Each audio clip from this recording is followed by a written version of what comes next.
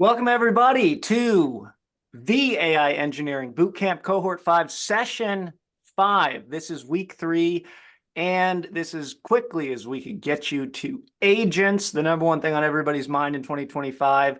We are going to pull the threads that we've been working towards, that we've been learning all together today into agents. So disclaimer, there will be quite a bit today. If you are feeling totally overwhelmed about agents and about everything else in the course, once we cover agents, we have covered the primary patterns of AI engineering prototyping, and we're just going to be adding a little spice to the things that we do from here. So you got plenty of time to continue to grok these concepts and this code. I want to give some special shout outs to everybody that's been building, shipping, and sharing, like a bunch of legends. Let's go. Kenny, Rajiv, just down the list. An amazing number of folks building, shipping, and sharing. Christine, I'm going to ask that you go ahead and level up to the Build, Ship, Share channel next time. And as we can maybe move our way out of the Discord and start sharing publicly, I'm excited to see how you guys build your brand correspondingly. A lot of lessons from homework 3, what's going on with Chainlit? How can I think about end-to-end? I was talking with a potential client today, and they were like, do I have to hire 2 different people for like one to build the logic and one to do the end-to-end thing? And I was like, nah, not these days. Nope, definitely not. Don't have to. Just get with somebody that really knows what's going on. So you guys clearly are getting it. Love to see this. The power of Hugging Face to host these applications, 100%. Even these simple tools can make a huge impact in your day-to-day with your company, with future potential clients and jobs. Love this a little bit from Nile here, but a question observation. The answer to what is RL given in the DeepSeek paper as context still makes me wonder when the model decides to generate an answer, which, although correct, is still not in the provided context. Yeah, indeed. Is that a hallucination? That's what we got to decide when we build these things. A lot of great stuff coming from homework 4. Looked at this earlier in the day, so keep it coming early in the day on Tuesday if you want to get shouted out on Tuesday. Otherwise, I'll pick it up on Thursday. Way to go, everybody. We are seeing a little bit light action on the lessons learned. Maybe you guys can go into a little more detail. Maybe you can zhuzh up some bangers in here and we can shout them out in class for next time. The architecture of our LLM is expanding. We started by hard coding prompts and now we're adding a little bit more interaction. That's exactly the path we're on here. Shout out to Ashwin, just crushing it, Ashwin. Ashwin's out there building, shipping, and sharing all over LinkedIn. Great work. And then, also, Thomas, I see you, man. All right, getting out there. And remember, you can go ahead and build, ship, share something publicly that we did 2 weeks ago. No big deal, okay? No big deal. Just go ahead. It's new to everybody in your network. It doesn't have to be new to all of us. So shout out to Thomas. Great work. Hopefully that's going to inspire some folks. Shout out to Kenny. Even just getting out there and being like, wow, Cursor is pretty dope. You guys should check it out. Here's what I learned. So shout out to Kenny getting after it. Low surprise, Kenny gets after it. But, also hopefully that provides you guys some fuel as well. And then Felix Ultima in the Discord, how to use DeepSeek as a replacement to OpenAI operator. Give that data away to OpenAI and to DeepSeek. Let's go, Felix Ultima. Don't forget to join us every Monday in the lounge to talk building, shipping, and sharing with the Discord legends that are doing this every week. We're talking multimodality this week. That's what we are building, shipping, and sharing. So join us for that. And don't forget, all week you can find peer supporters. You can find us on YouTube. You can find us in Discord. And Vincent's Deep Dives, we had about 9 or 10 people come today. If you check it out next week, he'll go deeper on tool and function calling. He'll go deeper on agents. He'll build an agent from scratch, which that's the kind of thing we saw from other folks this week in the Discord and on LinkedIn, building agents from scratch.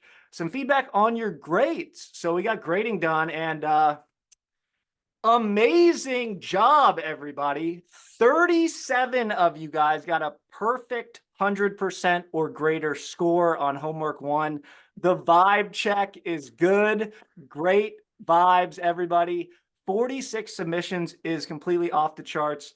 And, I love this little retweet from Wiz here, repost, I should say. It is for real. Francois Cholet says so. Vibe checking is legit. What did you see, Jacob, while you were grading, besides the incredible record of 29 people building, shipping, and sharing? Yeah, insane amount of sharing. Shout out Ashton for sharing on Discord, X, and LinkedIn. That's what we like to see. And I just want to remind you guys that this vibe check is just a quick subjective test. It doesn't and shouldn't replace deeper evaluation techniques. And then I also want to highlight that I did share with you guys on Google Sheets, and some of you guys have weird domains. And so if you can't find it, just send me a DM and I'll get it all worked out for you. Check that spam email, guys. Check that spam and get your grading with at AIMakerspace.io communication dialed in now versus later. Homework 2. A lot of great stuff in homework 2 as well. Only 22 of you guys keeping that 100+%, but 42 total submissions. Amazing stuff. Todd, give us some comments. What'd you see? So you're among a strong cohort. I've graded this particular assignment before.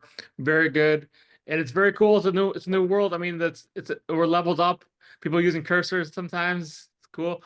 And then what I like to say, like, if you got like there's people that are not that far engineers, somewhere in the middle, that's okay too. Like, you got through this, and I saw some people struggling through. That's awesome too. You're getting to the other side of it. And finally, just like I also like to say it early in the class, make it easy. Like, post a direct link to your notebook. Like, make it easy for us so you can find. Sometimes I have a hard time finding your like answer. Like, don't make it hard. We have a lot of people to go through. So this awesome though, awesome cohort. Care for your graders and they will care for you. Thanks, Todd. And don't forget, we are on the path to certification in this class. We need an 85% total grade. Now, if you're starting to struggle off the bat, make sure you hit those build, ship, share extra credit points. And if you're worried, if you're struggling, get with your peer support leader and talk to them about what exactly you're struggling with. They're there to help you get back on the path. All right. So don't worry about it. It's still early in the game. We're going to focus on that demo day, that finish line, and finishing strong. If you get certified, you get opened up to different job opportunities in our very local network. Job opportunities like Schwanello have taken advantage of. Check out his transformation of the week from folks like FuturePath and Ascent Business Systems. Also, if you didn't notice, there's some JOBs in the Discord this week. Nitin is from AIE4 looking for his first AI engineer. He's got his co-founder, spent 10 years at Amazon. This guy has sold so much stuff, millions and millions of dollars of stuff as a chief revenue officer. He is the seller you want to work with if you're looking to get into a startup. Hit up Nitin if you're interested in that kind of thing. And then also, shout out to our peer supporter legend, Robert, who's growing his team with an AI engineering player coach. If you're interested or you know somebody, hit up Robert and see what's up. We did check out your feedback. We want to let you know that we hear you, that we're here for you, that we want to make sure we are incorporating all of your suggestions that make sense. All right. So love all this good stuff, the energy, the love, the glorious perfection. Let's go. I wanted to do a quick shout out here. Wiz, you guys don't have to read this, but Python environment, resetting the environment. This has been solved, right? Right, Wiz?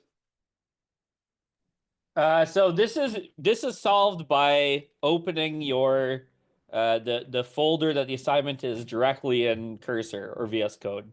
That's going to be the easiest path forward. It's going to be the one that causes the least headache.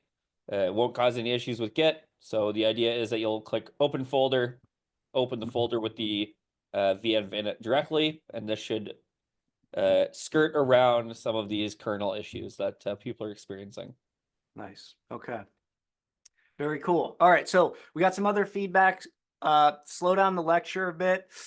today's not the day, guys. I'm sorry, but it is going to be something that we really want to slow down as we get to the much more higher level complex things.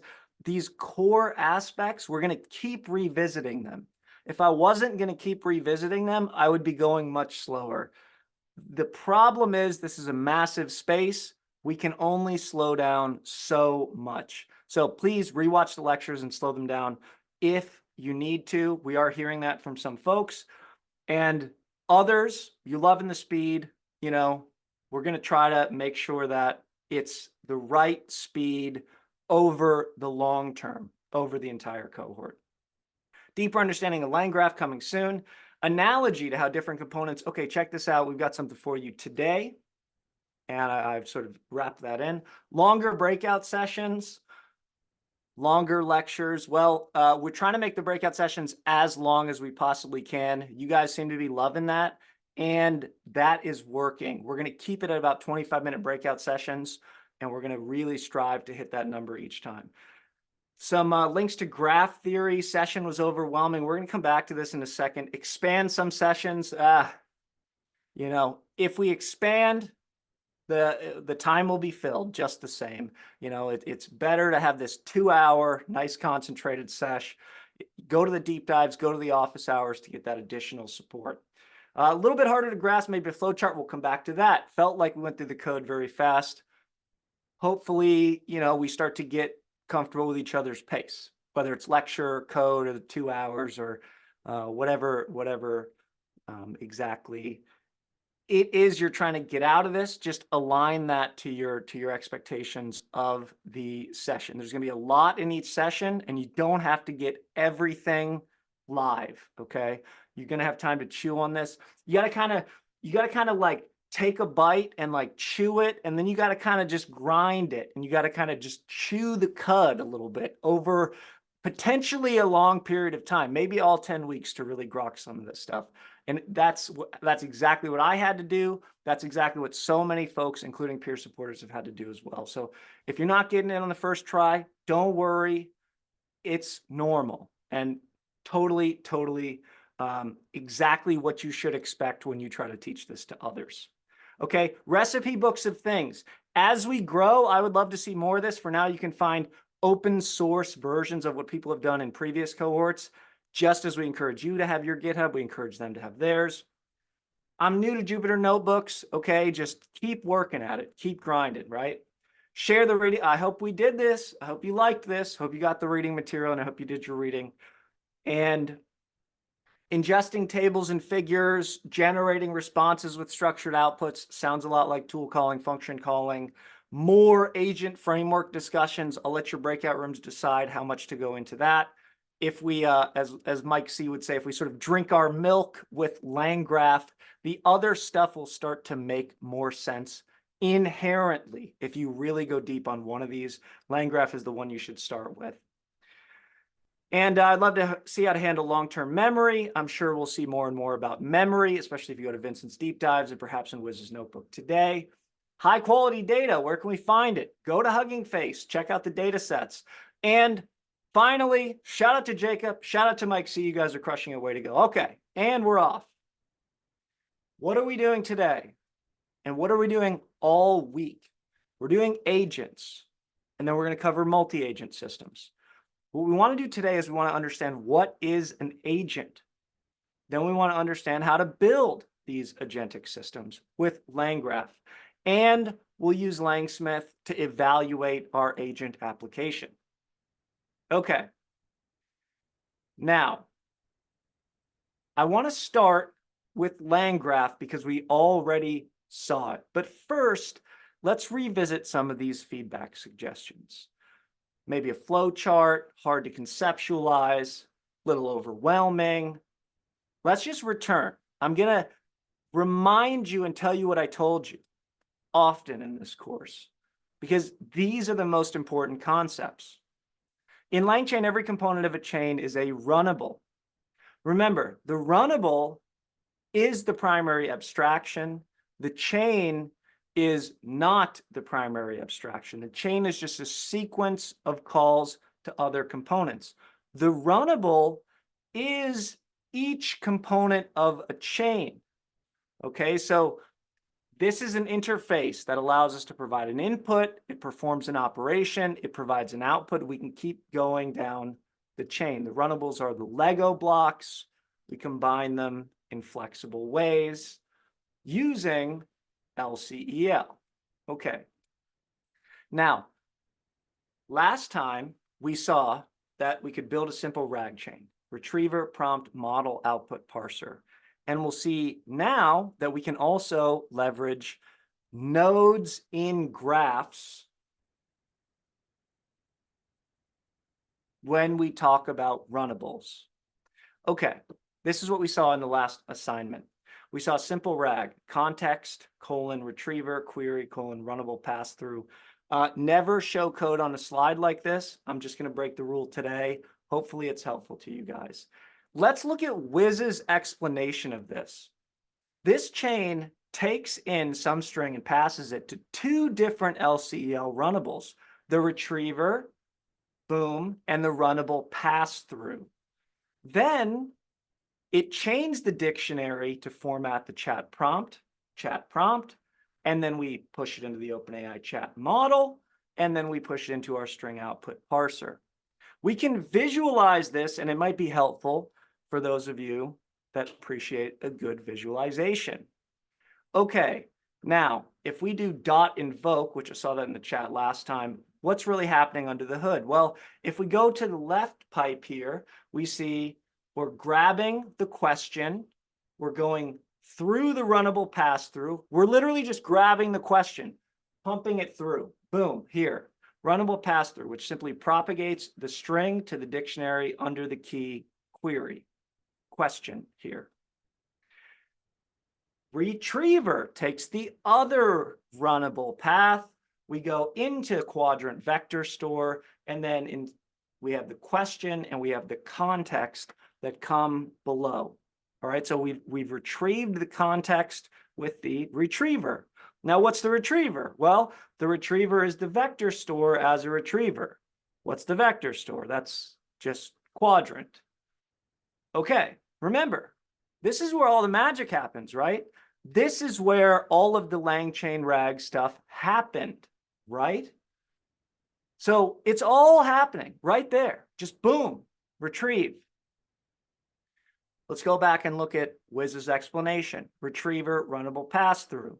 What comes next? Well, after we runnable pass through the question and we retrieve the context, we have the question in the context. So we chain the dictionary to format the chat prompt, which expects query and context. And then we call it, and then we say, I want it in a good output format. So let's look at this little pin here. This is a long diagram from top to bottom. I'm going to scooch it down. And my little pin here, I've already got my query and my context. I'm just going to pump it into the chat prompt template, just like this. I'm going to chain it into the chat prompt. Then I'm going to chain it into the call. I'm going to go to the chat OpenAI model, and then I'm going to get the output parser ready to rock and roll, okay?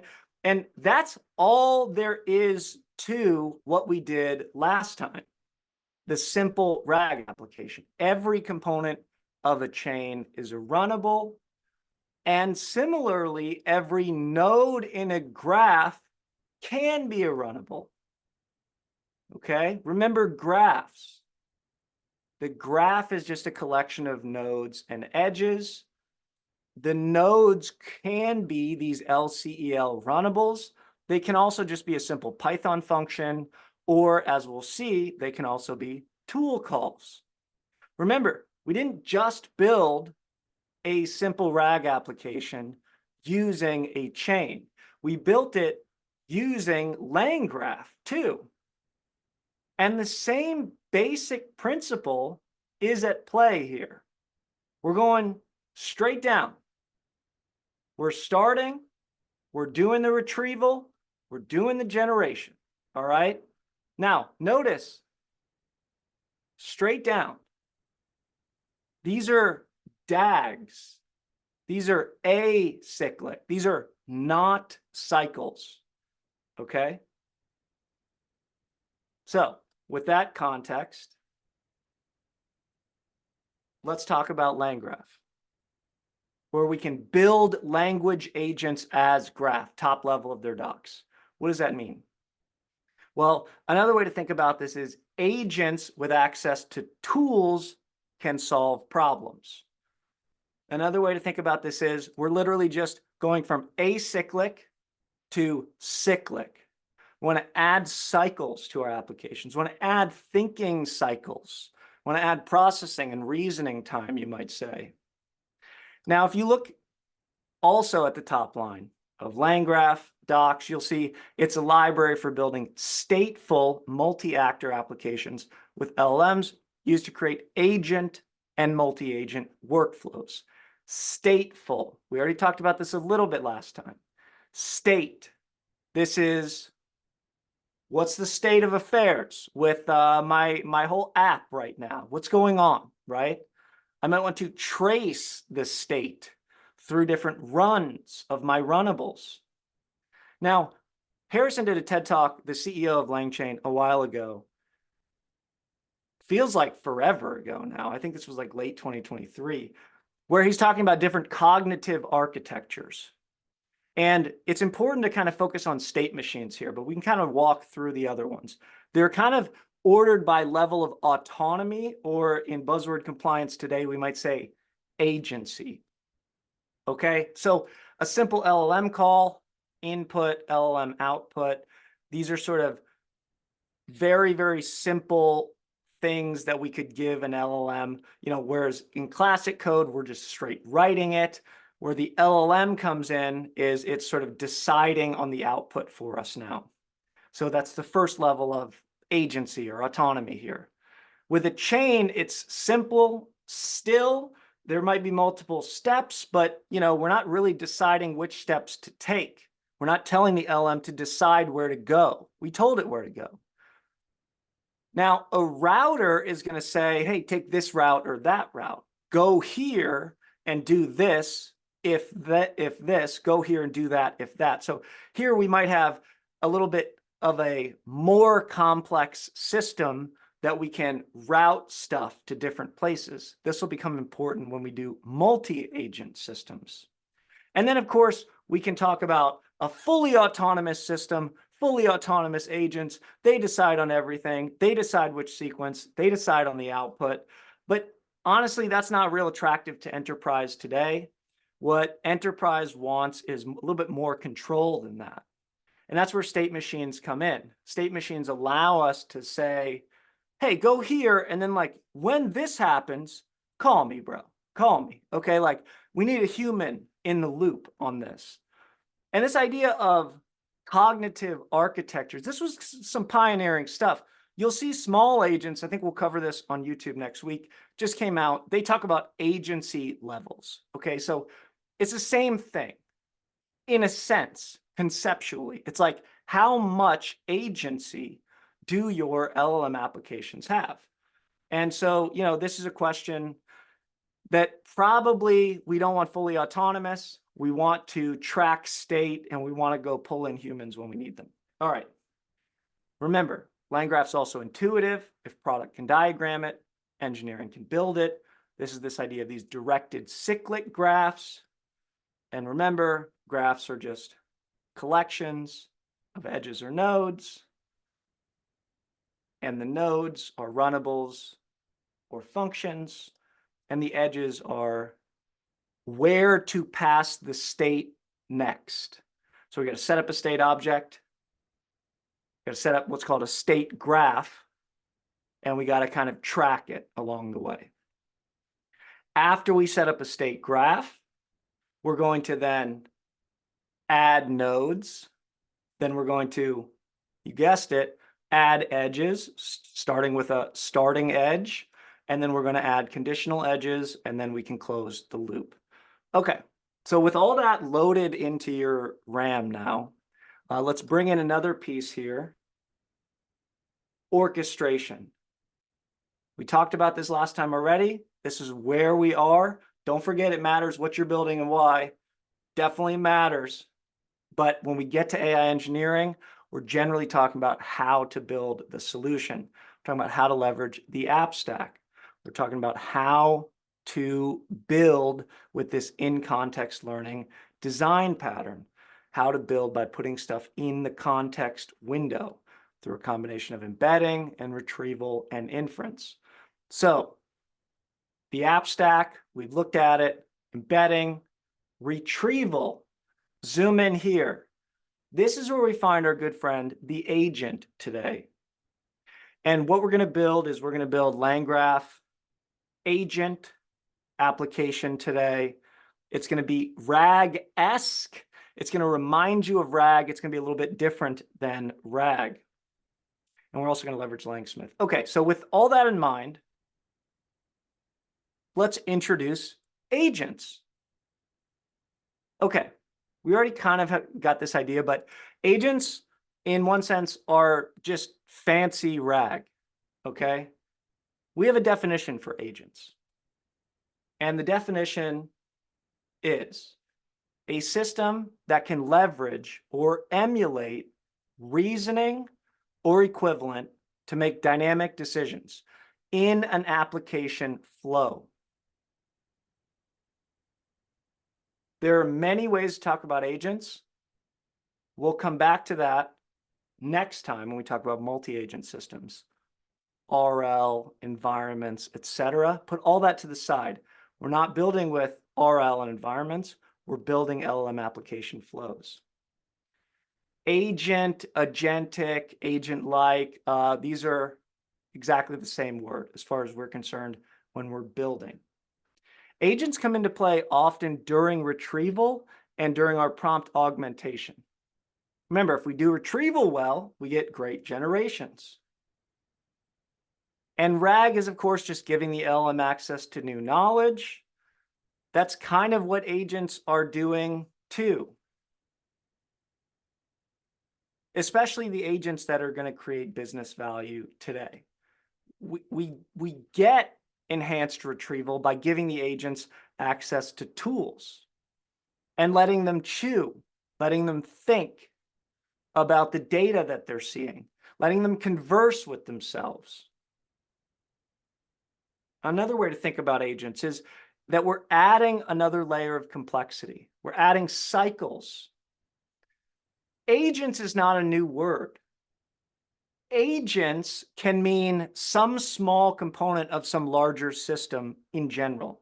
Neurons in a brain, consumers and corporations in an economy.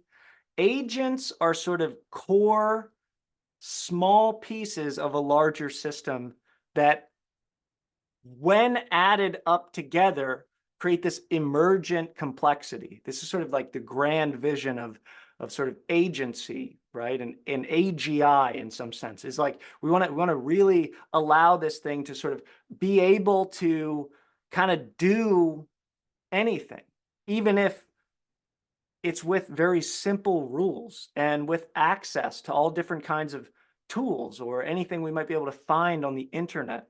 If you're familiar with Stephen Wolfram's work, this is something that is not foreign to you, this idea of complexity coming from simple rules.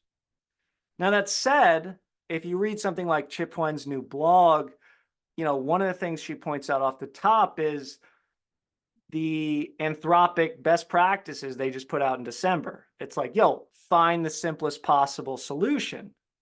Only increase complexity when needed.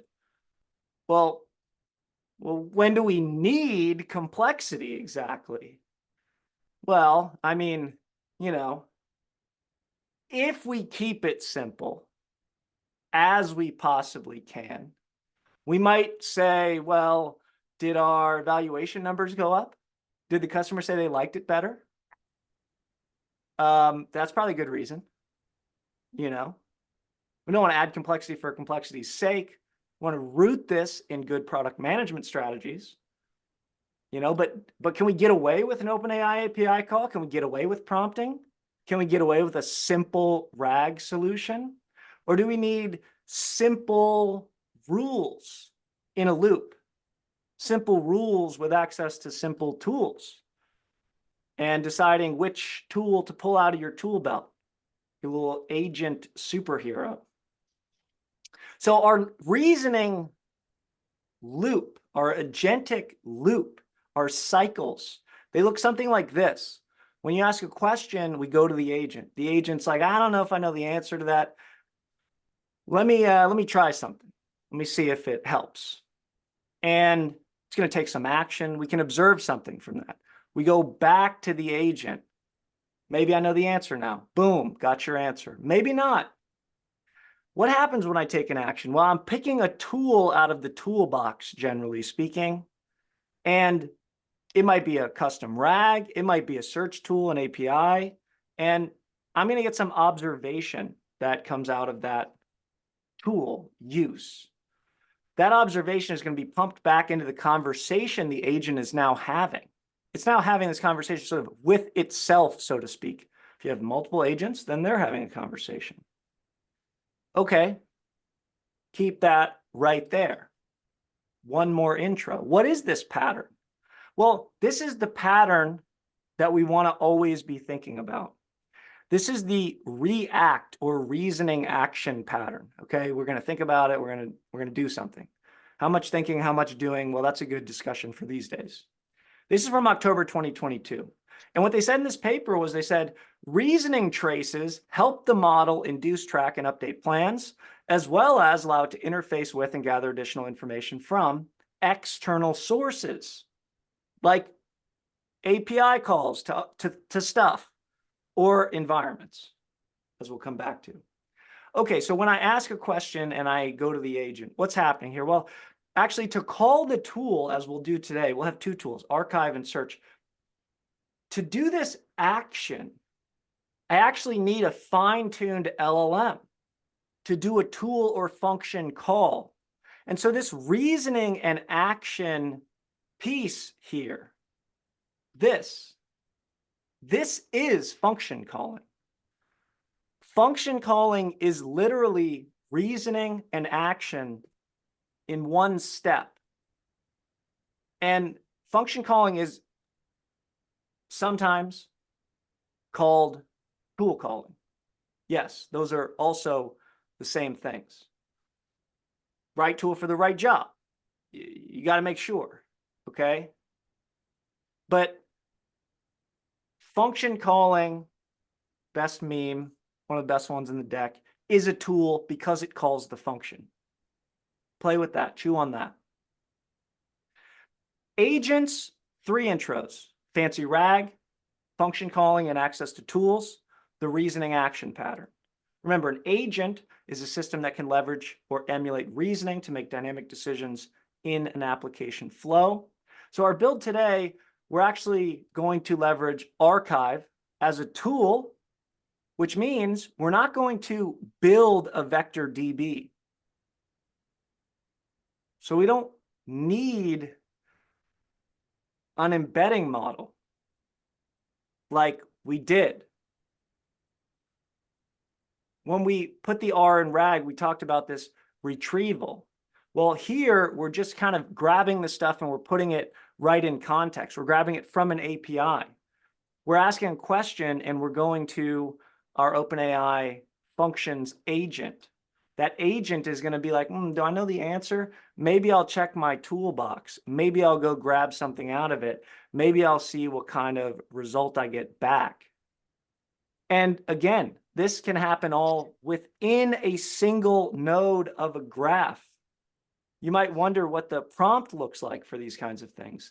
Literally, it just says tool that searches the archive API. So we're talking about within a single node, you can put all this stuff.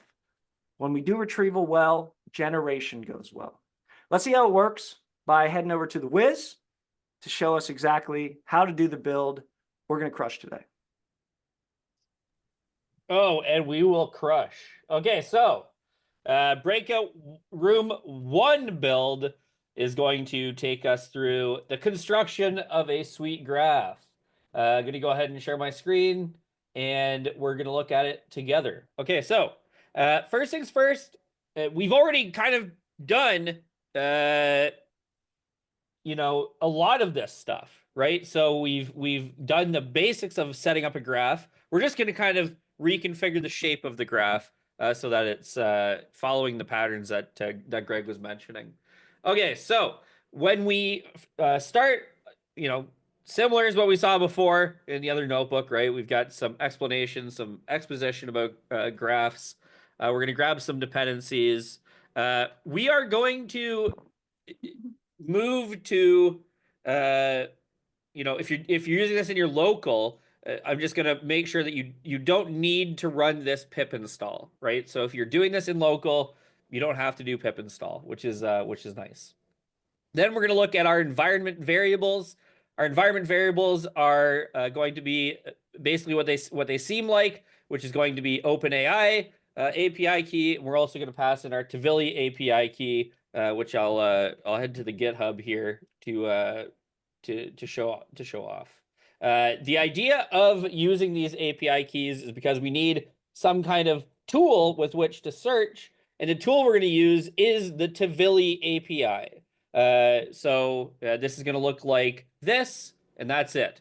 Sorry if you're blinded by the light here. It is such is life. And I'm going to pull up the collab here, so we're back into dark mode. Okay. The next thing we're going to do is create our tool belt. Our tool belt is going to be exactly what it sounds like.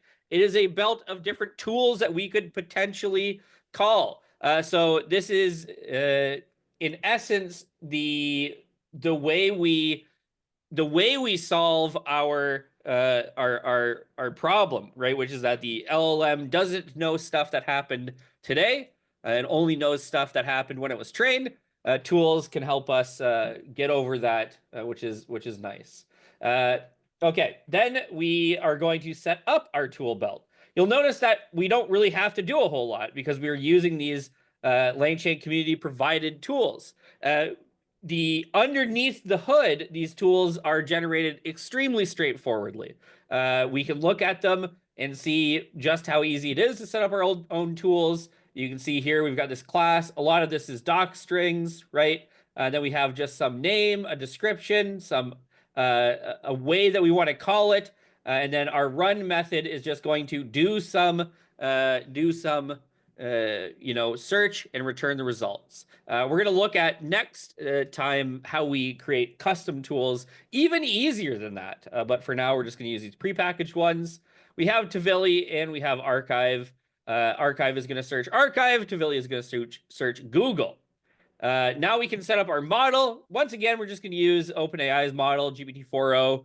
You can technically use Mini here, but 4o is going to get you a little bit better performance. That's the idea. It is quote unquote smarter. One thing to keep in note is you might have heard about this pretty cool model called DeepSeek R1, and you might ask yourself, well, can I just use that? And the answer is no, not out of the box. DeepSeek R1 does not support native function calling, and there doesn't seem to be on the developers' list of priorities. So, you know, you can use one of these models or any of the, I think DeepSeek V3 base will support function calling, but we need one that does support function calling, right? Because we need to call functions. That's the whole thing. Okay. Then we're going to bind these tools to our tool belt. The reason we do this bind tools thing is because even though we can see the code, right? We know how to call this, right? I mean, you pass in a query, and then it does some searching, and then it returns a response, right? We know that, and that's easy for us to know. But the LM has absolutely no idea whatsoever what any of that means by default. And so what we need to do is we need to show it exactly how to call the functions that we have on our side that live in our environment. And so what we're going to do is we're going to basically just bind these tools. This is going to convert them into a really verbose JSON blob. Luckily for us, LangChain is going to handle that for us, but we will see it in action in the future. So if you want to see a really gross JSON blob, don't worry. You're in luck. We will look at one. How does the model determine which tool to use is a question for you guys. Please answer it in the notebook. Okay, putting the state to stateful. We've seen this blob of text before, but this time it's talking about the state we'll be using today. And remember, state is not like some single entity. It is a something that we can define however we want. State can be, whatever we want it to be. That is it.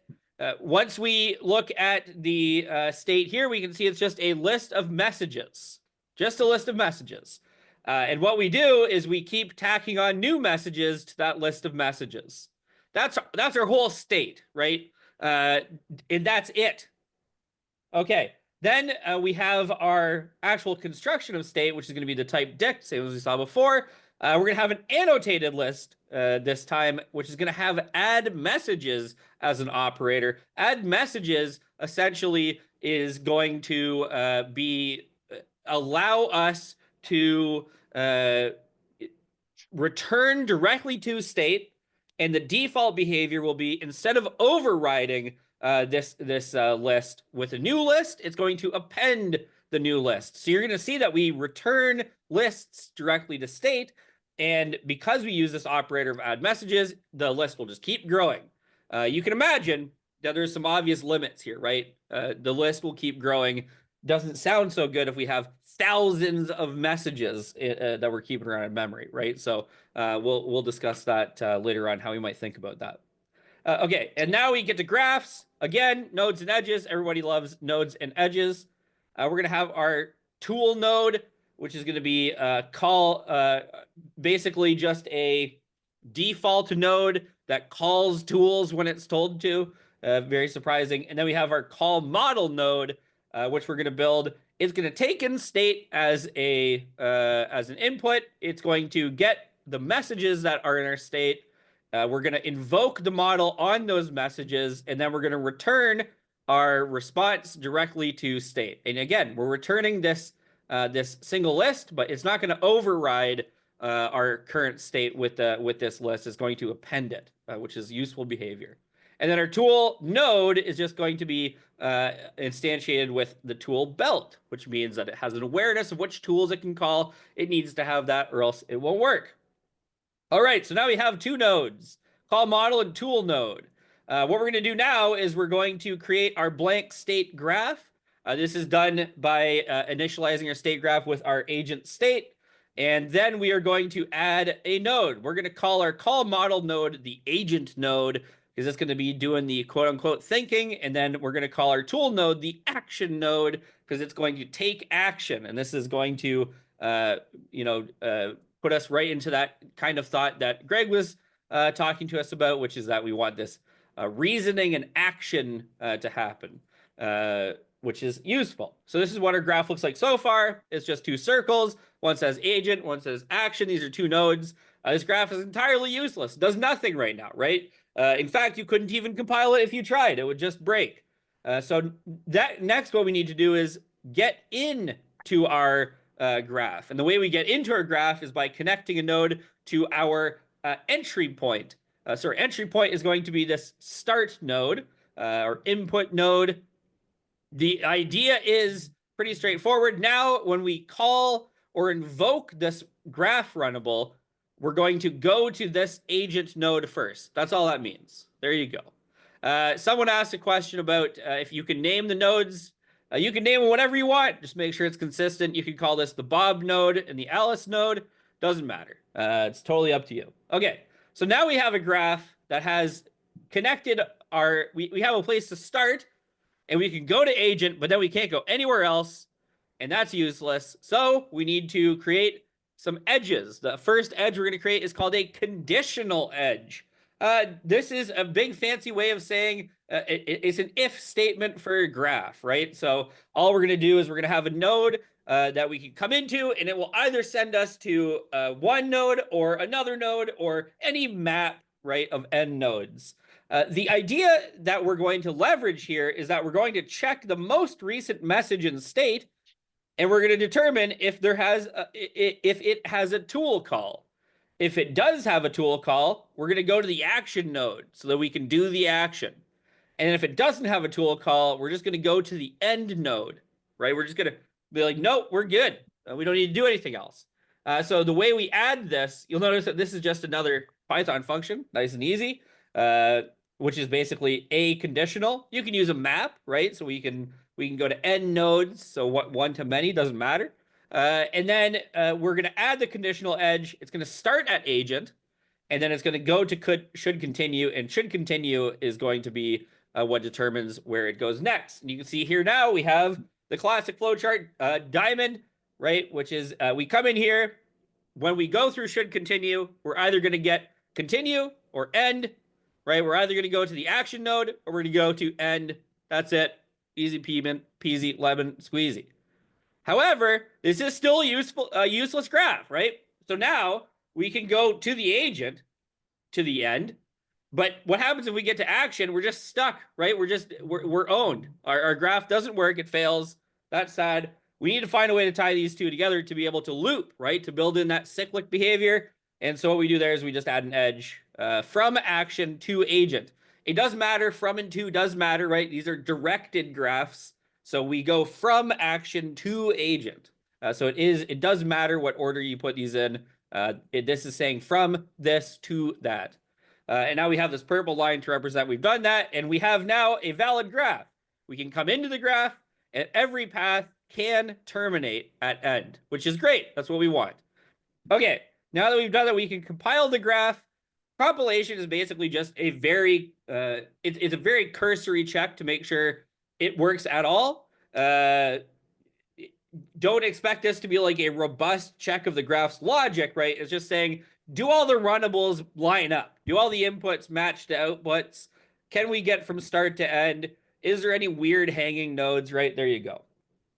We have a question here. Is there any specific limit to how many times we can cycle? I'm going to spoil it. So the answer is yes. It's up to you to determine what that method is. I would recommend checking the documentation.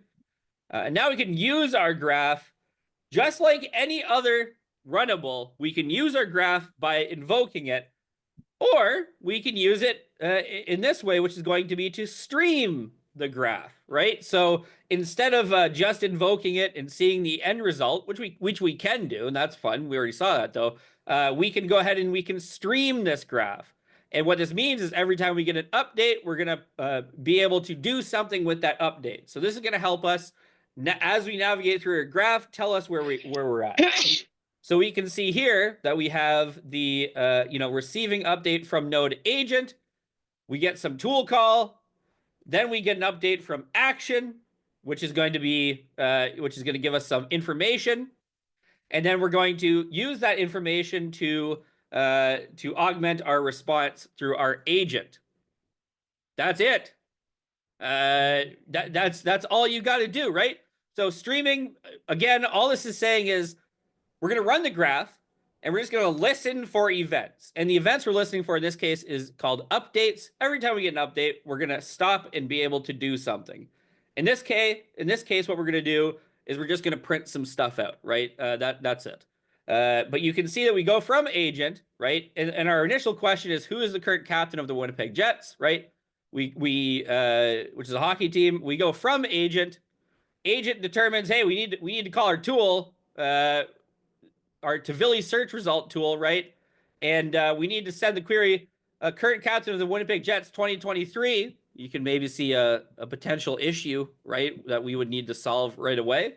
And then the next thing we see is very fun, which is basically just the response from the internet. And then we pass that response back to the agent, who's able to determine the final result, which is Adam Lowry, which is correct as of right this moment. One thing to keep in mind is that this action node doesn't talk to the LLM at all, right? It doesn't do anything. Basically, LLM says, hey, I suggest we use a tool. If we use the tool, let me know what the response of that tool is. Then I'm going to produce a response for you, right? So the idea is that we get the response from the LLM, which says, hey, we need to call a tool, man. We call that tool on our side, right? And then we provide that result from the tool call back to the LLM as context so that it can answer the question. And that's the idea. That's how we kind of tie into RAG a little bit with this tool calling agent. And this is just going to walk through what happened in text form. And then, of course, we can do multi-things, which is cool. Search archive for the QLR paper, then search each of the authors to find out their latest tweet using Tvili. So what we do is first we say, agent, hey, we need to do a tool call. What kind of tool calling are we going to do today? Well, it's going to need to be on our Tvili tool, which we can see if I can scroll. The Colab interface is hosing me, but the idea is we're going to do some archive tool call. We're going to get the response for the initial question. What is a QLoRa paper? QLoRa is going to be filled out here, which is very cool. Okay. Then we're going to say, okay, now we need to do another tool call, right? Because we know that we got the authors from this response. So this next response is going to say, all right, well, now we need to call Tvili so I can find out that tweet information. And then we get some Tim Detmer's tweets, which is very cool. And then you can see the final result is here's some latest tweets. But the idea is that the agent did a cycle, right? We kind of like asked it to, implicitly, but we certainly didn't need to define the behavior explicitly, right? So we said search archive for the QLoRa paper, then search each of the authors, to find out their latest tweet using Tvili. But we didn't tell the system, the order to do it in, we didn't tell the system or design the system in a way such that it needed to be, sequential, right? We only have two nodes, agent and action. The system is able to determine first archive, then I'm going to do another cycle for Tvili to get that final response, which is very cool. Some of you might ask questions like, well, what if we could do both in one? It will do that if it can do both in one, right? So if I were to, for instance, say, search archive for the QLoRa paper and then totally unrelated, what's the price of cheese right now, right? The idea is that it would be able to do both at once because they're not blocked by each other. This is the power of the agent workflow, is that this LLM gets to be in control of that that workflow or that application flow. And that's it for our first breakout room. Going to be a lot of fun, a lot of looping, and I'll pass you guys back to Greg to get us in there. All right. Awesome, Wiz. Thank you. And we are going to go straight to breakout rooms. So we are going to take a break a little bit later today. I just wanted to make sure that we did go through that LCL runnable review for those of you that were struggling with that concept. So 25 minutes, we'll come back, we'll take a 5-minute break, and then we'll get into the second half, which will be on LangSmith evaluation of our agent application. Have some fun with your journey groups, guys. We'll see you back in 25 for a quick break. Okay, and we are back from the break. We are trying to continue to get right into what's next today. And what's next, just like last time, is LangSmith. So now that we've built, it's time to evaluate. Of course, we can vibe check, but can we really evaluate in a production way? Remember, LangSmith is this all-in-one developer platform. It is turning magic into enterprise-ready applications. What we want to know is it's good at visibility and it's pretty good at evaluation. You can use it. It's not the leading framework out there. When we talk about visibility, we're talking about looking inside what's happening in our runs and the course of looking what's happening through our runnables, through the runs, through our cycles. Right? After you run through a cycle, it's no longer like cyclic. It has a known path. These paths, these collections of runs, these collections of operations, these are traces. And we recently covered, and Wiz will talk more about this in the demo here, that'll start in just a moment. But we recently talked about this in our agent evaluation event, where still, it's not exactly clear how to evaluate complex agentic applications.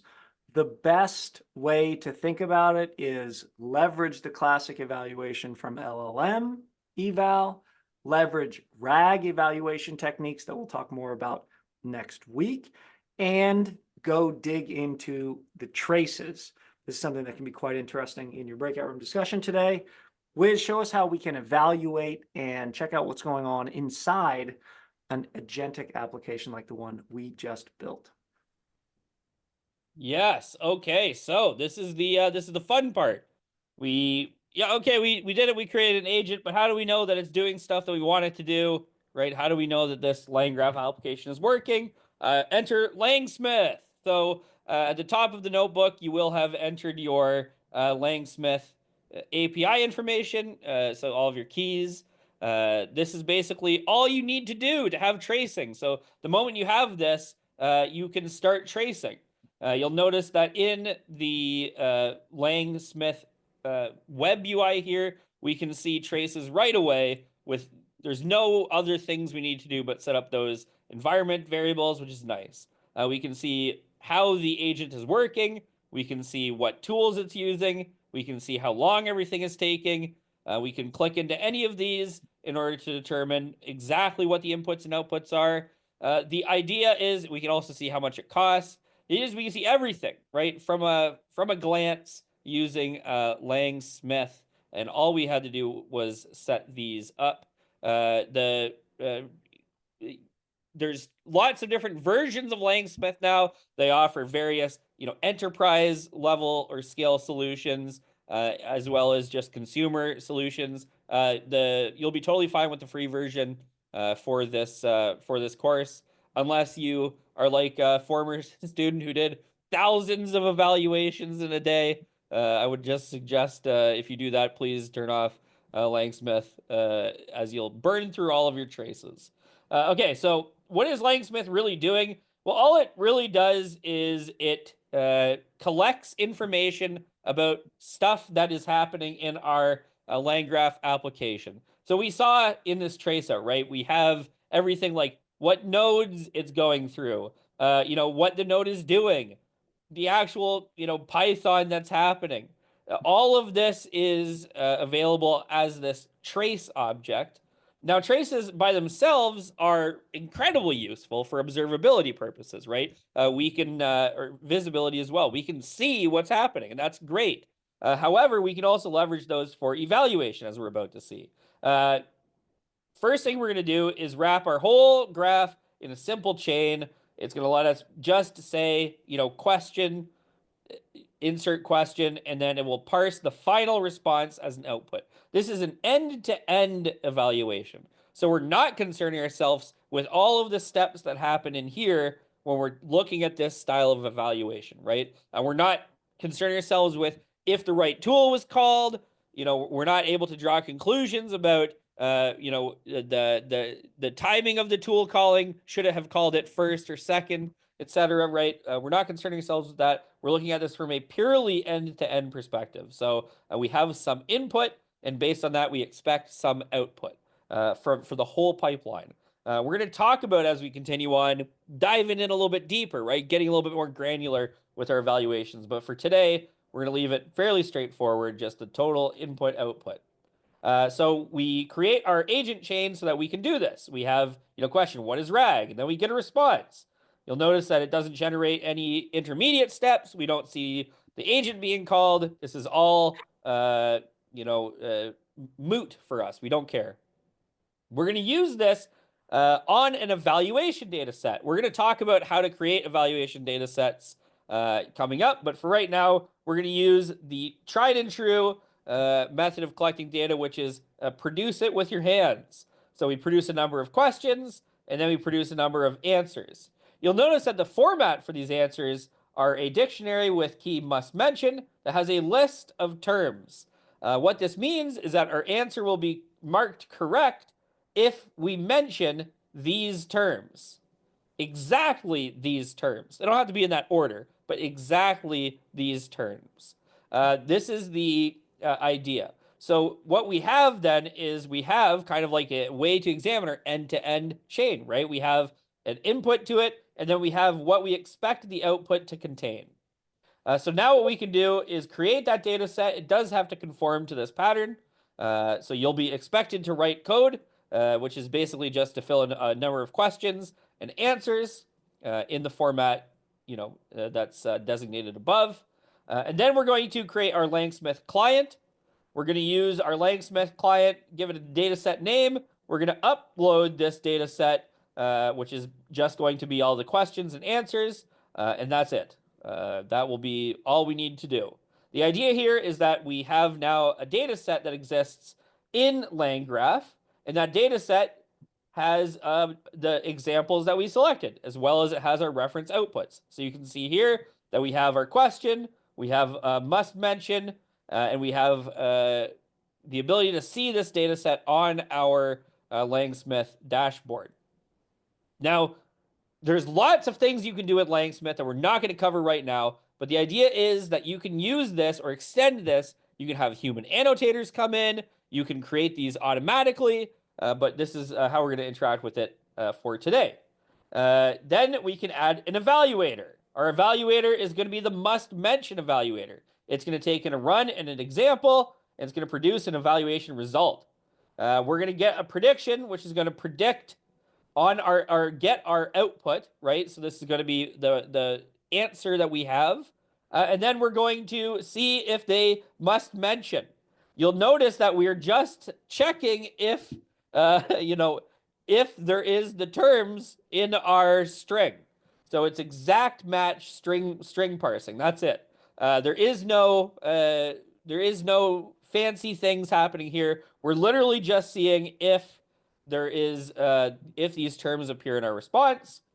What we're going to do is we're going to use the client.evaluate method with our agent chain. So this is the chain we created that wraps our graph that just has input and output, being a dictionary and a string output. Then we have our data set name, which is what we created above. We use our must mention evaluator. We use this experiment prefix. Then you can designate metadata if you want. You don't have to. We can then see our results after this finishes running. We can also see our results in the dashboard. So we can see that the results for this one were not very good. We can click into this run. We can see what it should have said and what it actually said. And then we can see whether or not it got scored correct or not correct for this metric. You'll notice, right, that this particular, what is the most popular deep learning framework, right, it should contain PyTorch and a TensorFlow, but it did not contain PyTorch and TensorFlow. It only contained TensorFlow. So this is important. It must contain both references, right? And then we can see that we have, a bunch of other zeros. Reduced parameters didn't appear. Ground context didn't appear. However, we did get NF4 normal float. Very good. One thing to notice is that even if we have a case mismatch, we're still going to get penalized on this generation, which leads into our question, which is, how could we improve that exact match? And that's left to you guys to discuss in your rooms. Finally, we are just going to add a little piece of fun, which is to create a new graph. But this time, we're going to add a was this helpful node. This task is an activity for you guys, which is to write the markdown to express what each of the code cells is doing. So this is going to require you to think through what the code is doing and then write down what's happening in these markdown cells. And then that's it. You'll notice it's otherwise the same as what we've done before, but our conditional edge this time has 3 options, right? We can go continue or action or end. Very cool. Then we can run this and we can ask the all-important question, right? What is X pattern and when did it break onto the scene? And we can have a detailed response that goes through all of the 4 patterns we've discussed so far and let us know when they broke onto the scene. The big part for the second half of the notebook, guys, is the LangSmith integration. And then this is the second section is just to get yourself used to reading the code and expressing what is happening in natural language. With that, though, I'll send you guys back to Greg, who will get us into breakout rooms. All right, thank you, Wiz. And you guys have seen LangSmith before. Now let's just apply it to our agent application. If you need additional help, you can always join this room for support. Otherwise, enjoy the 20 minutes you got with your journey group, and we'll come back. We'll wrap up session 5 on agents. So make the most out of your time, and I will do my best to make sure that you guys get 25 minutes each breakout room from here on out. All right, guys, see you back soon. All right, so today we covered a lot of ground. We covered agents. We talked about how agents are kind of just fancy rag. They're also tool calling. They are also the reasoning action pattern. We talked about LangGraph last time. We talked this time. We've seen and touched, at least at first, the LangChain ecosystem. LangChain, LangSmith, LangGraph. We haven't done a proper job on evaluation yet. We haven't really done a proper evaluation on anything yet. We've done vibe checks. Next time, we're going to cover multi-agent frameworks and systems and architectures. We're going to keep building without focusing still on proper production grade evaluation. That's next week. Hopefully this can all start to come together. There are no more primary patterns. There are just Lego blocks to put together in different ways. It will get easier from here. That much I can promise you guys. And with that, let's go ahead and take some feedback for the day. We'll put 2 minutes on the clock. Please let us know what you thought about today's session and updates we can make, things you want to learn next time. All right, everybody, thank you so much for joining us this time. Remember that function calling is a tool. Why? Because it calls the function. As we'll see next time, multi-agent systems leverage this principle all the way down. And if we look inside, we see our good friend, prompt engineering. We're going to continue to stack this, bring it all together for you guys, and really start building, shipping, and sharing some legendary stuff. Reach out to your peer supporters if you need anything between now and Thursday. Keep building, shipping, and sharing, and join us tomorrow to talk multimodal models with Llama 3.2. We'll see what the latest and greatest can do with complex docs that have tables, charts, figures, and could be quite useful for your demo day project. We hope to see you tomorrow on YouTube and Thursday for multi-agent systems. Have a great week, everybody. See you soon. Bye, guys. See you in session 6. Bye, everybody. Bye, everybody. Hi, everyone. Have a good week. See you Thursday. Later, guys. Bye, y'all. See you soon.